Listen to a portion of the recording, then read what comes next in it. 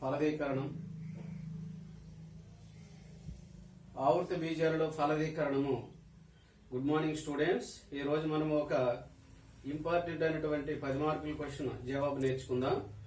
ఇది చాలా ఇంపార్టెంట్. ఇది ఆవర్త బీజాలలో ఫలదీకరణం అనేది ఎలా జరుగుతుంది అనేది నేర్చుకుందాం.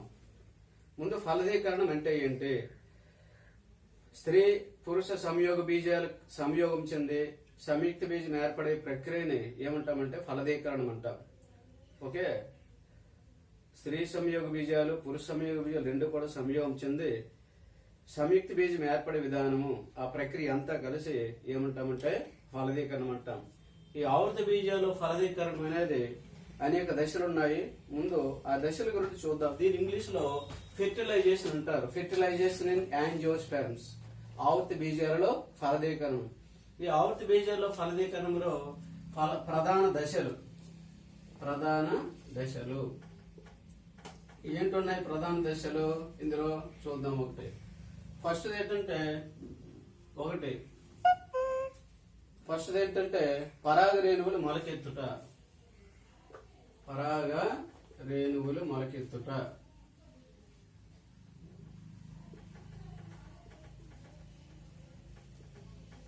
దీన్ని జర్మినేషన్ ఆఫ్ పోలెన్ గ్రైన్స్ అంటాం. పరాగ రేణువులు మొలకెత్తుట, జర్మినేషన్ ఆఫ్ పోలెన్ గ్రైన్స్. అలాగే రెండవది పరాగనాళం.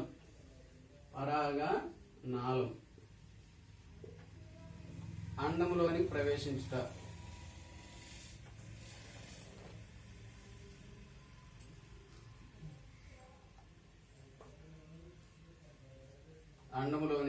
ప్రవేశించుట.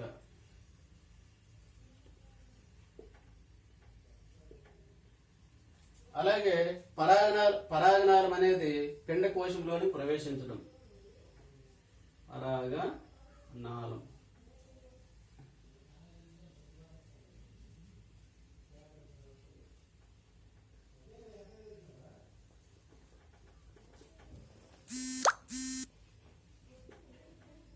అలాగే నాలుగవది ఏంటంటే సంయోగ బీజాల కలయిక. సో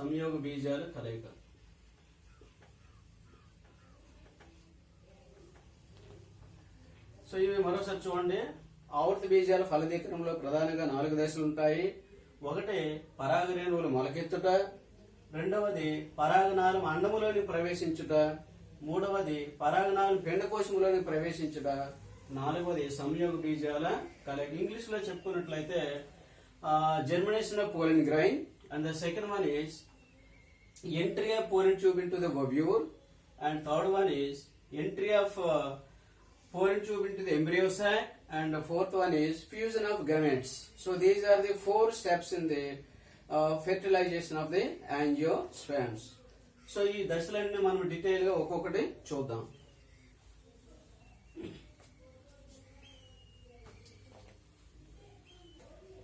పరాగ రేణువు మొలకెత్తుట. పరాగ సంపర్కం వల్ల పరాగ రేణువులు కీలాగ్రం మీద పడతాయి. పరాగ రేణువులు కీలాగ్రం చేరడాన్ని మనము పరాగ సంపర్కం అంటాం. పరాగ సంపర్కం జరిగిన తర్వాత పరాగ రేణువులు కీలాగ్రం మీద పడతాయి. ఈ కీలాగ్రం నుంచి ఫస్ట్ పాయింట్ ఏంటంటే పరాగ సంపర్కం జరిగిన తర్వాత లేదా పరాగ సంపర్కం వలన పరాగ రేణువులు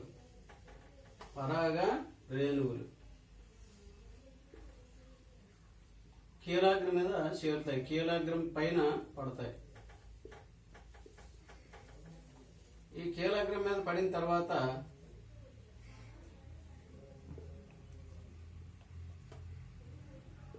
కీలాగ్రం మీద పడతాయి. కీలాగ్రం మీద పడడం వల్ల తిప్పవచ్చు కదా. కీలాగ్రం మీద పడడం వల్ల కీలాగ్రం నుండి స్రావాలని పరాగరేణి స్వీకరించి ఏమవుతుంది? మొలకెత్తుతుంది. అది ఫస్ట్ జరిగినటువంటి పని. పరాగరేణులు ఏమవుతాయి? కీలాగ్రం మీద ఉన్నటువంటి కీలాగ్రం నుండి స్రావాలు పరాగరేణువు స్వీకరించి పరాగరేణువు మొలకెత్తుతుంది. ఓకే, పరాగరేణువు అనేది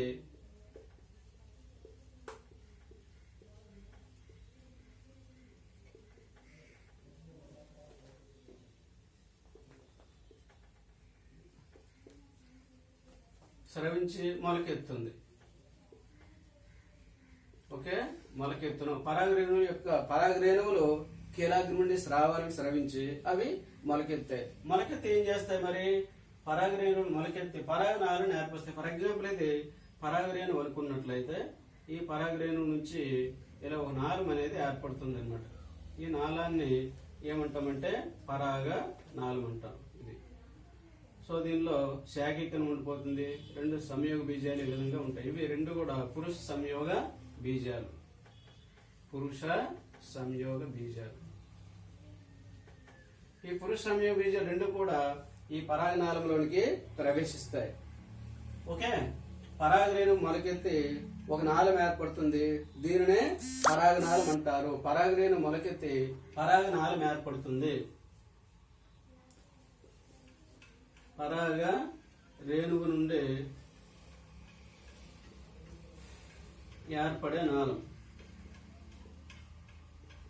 ఏర్పడే నాళముని ఏమంటామంటే పరాగ నాళం అంటాం. పరాగ నాళం అంటాం. పరాగ నాళం. ఈ పరాగనాళం ఏం చేస్తుంది మరి? పరాగనాళం అనేది పిండకోశం లోపలికి సంయోగ బీజాలని రవాణా చేస్తుంది. సంయోగ బీజాలు లోపలికి తీసుకుపోతుంది అనమాట.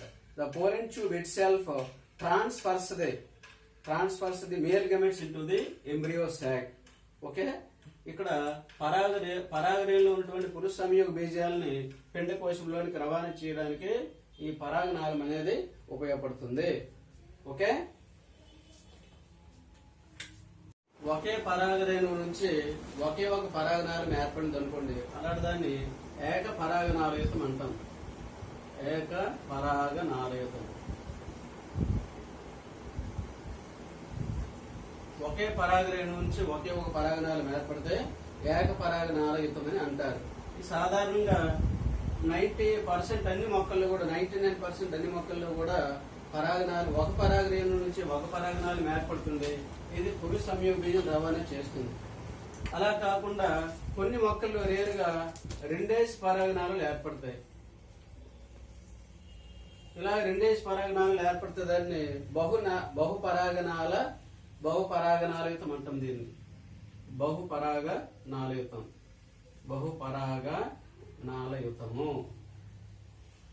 బహుపరాగనాళయుతం. Okay, monosiphonous pollen grain and multi siphonous pollen grains. ఎక్కువ పరాగనాలు ఏర్పడితే పరాగనాళయుతం అంటే దీనికి ఉదాహరణ కుకుర్ బిటేసి. ఇది రేర్ ఎగ్జాంపుల్ కాబట్టి కుకుర్ బిటేసిలో అలాగే జరుగుతుంది. ఎన్ని వచ్చినా సరే ఒకటి మాత్రమే కీలము లోపలికి ప్రవేశిస్తుంది అనమాట. కీలము నుంచి పిండకోశంలోనికి ఒకే ఒక పరాగనాళం మాత్రమే దీనిలోనికి ప్రవేశిస్తుంది. సో ఇది ఈ విధంగా పరాగరేణువు మొలకెత్తి పరాగనాళం ఏర్పడుతుంది. పరాగనాళంలోనికి సంయోగ బీజాలు ప్రవేశిస్తాయి. పురుష సంయోగ బీజాలు అవి లోపలికి రవాణా అవుతాయి. నెక్స్ట్ రెండో దశ ఏంటంటే పరాగనాళము అండములోని ప్రవేశించుట. ఫలదీకరణంలో రెండో దశ పరాగనాళం అండములోని ప్రవేశించుట. Entry of pollen tube into the ఓబ్యూల్.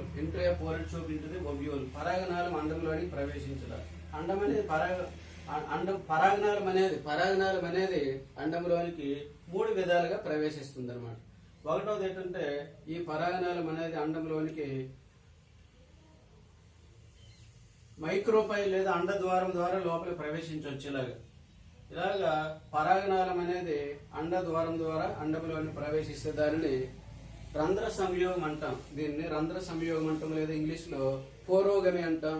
ఉదాహరణ ఒట్టీలియా.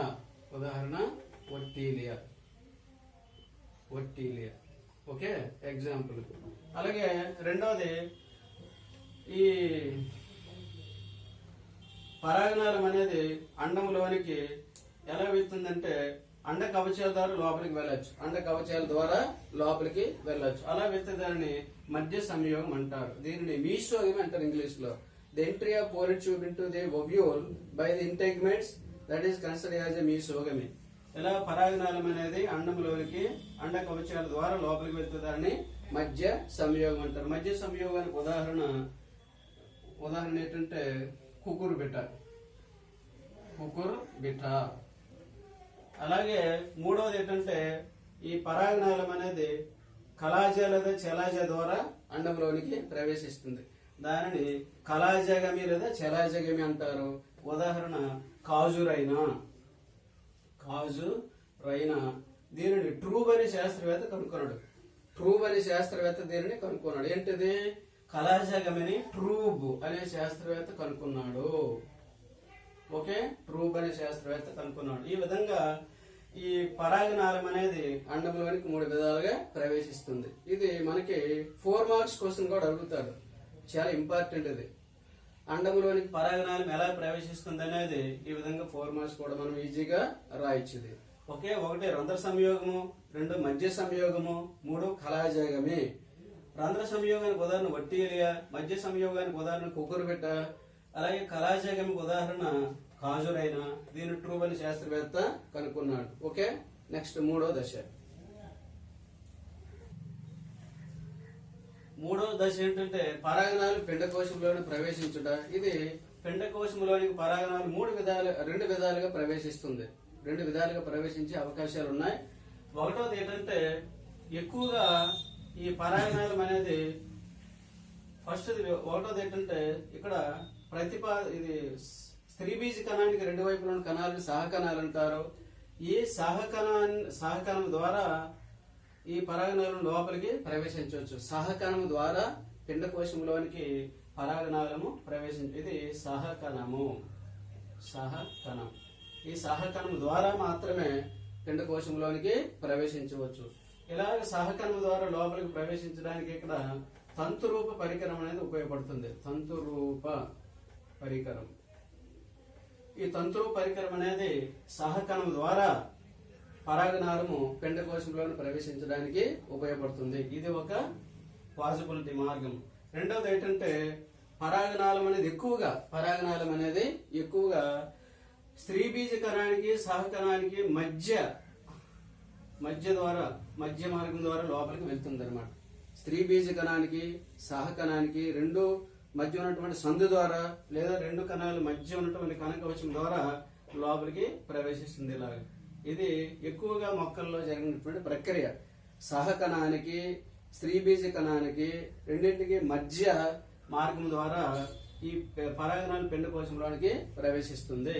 ఈ విధంగా పిండకోశంలోనికి పరాగనాలు ప్రవేశించిన తర్వాత దీనిలో ఉన్నటువంటి సంయోగ బీజ లోపలికి విడుదలవుతాయి. పరాగనాళం యొక్క అగ్రభాగం పగిలిపోయి లేదా విచ్ఛిన్నమైపోయి లేదా కరిగిపోయి పిండకోశంలోనికి 2 పురుష సంయోగ బీజాలు అనేది విడుదల చేస్తుంది అనమాట. So entry of పోలిన్ tube into the embryo sac. This is by 2 methods or 2 ways. The first one is the embryo sac entering into the pollen tube is entering into the embryo sac through the synergid cells, only through the synergid cells. Filiparous apparatus facilitates the transfer of pollen tube into the embryo sac through the synergid cell.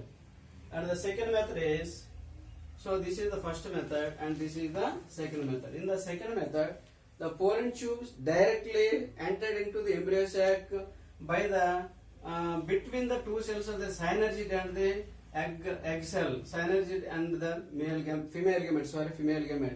It is entering into the pollen tube by the junction or by between the 2 cells. Those are synergid cell and also the egg cell. So this is the possibility. Anyhow, the pollen tube is entering into the embryo sac. That bursts or discharges the pollen grains, male gametes into the embryo sac. So this is the third step. ఇలాగా 3వ దశ ఇదన్నమాట. ఇది 3వ దశ, right. Next 4వది సంయోగ బీజాల కలయిక. ఇది చిట్ట చివరి దశ, ఫ్యూజన్ ఆఫ్ గమెట్స్ అంటాం. అయితే పరాగనాళం అనేది చివరి భాగం పగిలిపోయో లేదా ఎలగోల మొత్తం మీద 2 సంయోగ బీజాలు, పురుష సంయోగ బీజాలు పిండకోశంలోకి విడుదలవుతాయి. ఇందులో ఒక పురుష సంయోగ బీజము స్త్రీ బీజ కణంతో సంయోగం చెంది సంయుక్త బీజం ఏర్పడుతుంది. దీని నుంచి సంయుక్త బీజం ఏర్పడుతుంది. దీని నుంచి ద్వైస్థితిలో ఉన్నటువంటి సంయుక్త బీజం ఏర్పడుతుంది. సంయుక్త బీజము zygote. One of the male gamete fused with the egg cell and formed as a zygote. It is fertilization. Okay, ఒక పురుష సంయోగ బీజం అనేది స్త్రీ బీజ కణంతో ఇలా సంయోగం చెంది దీని నుండి సంయుక్త బీజం ఏర్పడుతుంది, జైగోట్ ఏర్పడుతుంది. ఇది ద్వైస్థితిలో ఉంటుంది. అలాగే రెండవ పురుష సంయోగ బీజము ద్వితీయ కేంద్రక కణంతో సంయోగం చెంది పెన్ ఏర్పడుతుంది. ప్రాథమిక అంకురచ్చత కేంద్రకం ఏర్పడుతుంది. ప్రాథమిక అంకురచ్చద కేంద్రకం, అంకురచ్చద కేంద్రకం. ఇలాగా ఈ రెండు సంయోగ బీజాలు ఈ విధంగా రెండు విధాలుగా ఫలదీకరణలో పాల్గొంటాయి. అయితే ఫస్ట్ చూడండి, ఒక పురుష సంయోగ బీజము స్త్రీ బీజ కణంతో సంయోగం చెంది సంయుక్త బీజం ఏర్పడుతుంది. దీనిని సనాల సంయోగం అంటారు, సింగమి అంటారు దీన్ని. సింగమి లేదా సనాల సంయోగము, సనాల సంయోగం, సనాల సంయోగం అంటే నాలుగు ద్వారా సంయోగ బీజాల రవాణా అయ్యి ఫలదీకరణంలో పాల్గొనే దీన్ని సనాల సంయోగం అంటారు. ఇంగ్లీష్ లో సైఫ్నోగమి అంటారు. ఈ సనాల సంయోగాన్ని కనుక్కున్న శాస్త్రవేత్త ఎవరంటే స్ట్రాస్ బర్గర్. స్ట్రాస్ బర్గర్ అనే శాస్త్రవేత్త ఈ సనాల సంయోగాన్ని కనుక్కున్నారు. ఇక్కడ చాలా క్లియర్ గా అర్థం చేసుకోండి. ఏంటంటే ఇక్కడ పురుష సంయోగ బీజాలు పరాగ నాళం ద్వారా రవాణా కాబడ్డాయి, చివరి ఫలదీకరణంలో పాల్గొన్నాయి. కాబట్టి దీనిని సనాల సంయోగం అంటారు, సైఫోనోగమి అంటారు. సైఫోన్ ఇక్కడ పోలెండ్ ట్యూబ్ ద్వారా రవాణా అయిన దీన్ని సైఫోనోగమి అంటారు. దీనిని కనుక్కున్న శాస్త్రవేత్త స్ట్రాస్ బర్గర్. అలాగే రెండో పురుష సంయోగ బీజం ద్వితీయ కేంద్రకంతో సంయోగం చెందుతుంది. చెందడం వల్ల 3x త్రై స్థితిలో ఉన్నటువంటి ప్రాథమిక అంకురచిత కేంద్రకం పెన్ అంటారు దీన్ని ఇంగ్లీష్ లో. Primary endosperm nucleus, primary endosperm nucleus ఏర్పడుతుంది. దీనిని ఇక్కడ 3 కేంద్రకాల సంయోగంలో పాల్గొన్నాయి. ఒక పురుష సంయోగ బీజము, 2 ద్వితీయ కేంద్ర కణాలు ఉన్నాయి కదా, ఇవన్నీ కలిపి 3 కేంద్రకాలు ఉంటాయి కాబట్టి దీన్ని త్రి సంయోగం అంటారు. దీన్ని త్రి సంయోగము, దీన్ని ఏమంటాము త్రి సంయోగం. ఇంగ్లీష్ లో ట్రిపుల్ ఫ్యూజన్ అంటారు. One of the male gamete and the secondary nucleus having 2 nuclei, so both are 3 nuclei are fused and formed as a triploid cell, that is primary endosperm nucleus, that is in triploid condition. So this is 3 nuclei are fused, so it is considered as a triple fusion, త్రి సంయోగము. Okay, దీనిని కనుక్కున్న శాస్త్రవేత్త నవాసీన్ అనే శాస్త్రవేత్త దీన్ని కనుక్కున్నాడు. ఈ రెండు చాలా ఇంపార్టెంట్, గుర్తుపెట్టుకోవాలి. సనాల సంయోగాన్ని స్ట్రాస్బర్గర్ కనుక్కున్నారు, త్రి సంయోగాన్ని నవాసీన్ కనుక్కున్నారు. ఈ విధంగా ఈ ఆవర్తి బీజంలో ఫలదీకరణం 2 సార్లు జరుగుతుంది.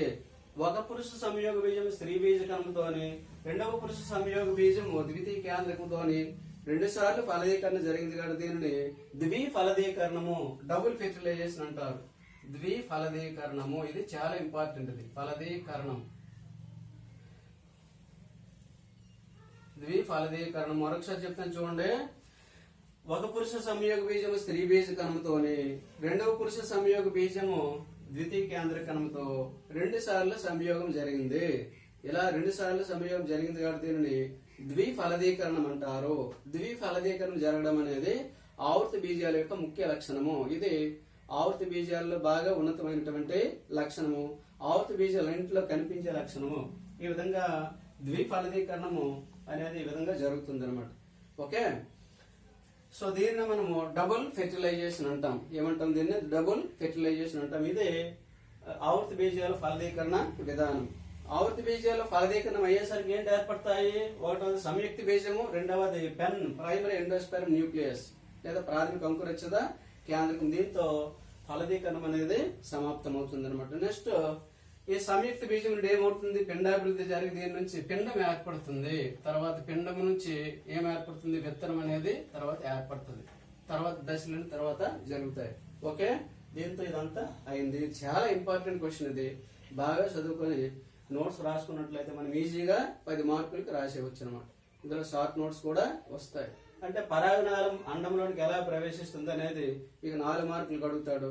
మొత్తం క్వశ్చన్ అంతా కూడా 10 మార్కులకి మనము రాయొచ్చు అనమాట. ఈ విధంగా 15 మార్కులకి అవకాశం ఉన్నటువంటి క్వశ్చన్ అది చాలా ఇంపార్టెంట్. మరి బాగా రాసి ఫాలో అవ్వండి. Okay, thank you.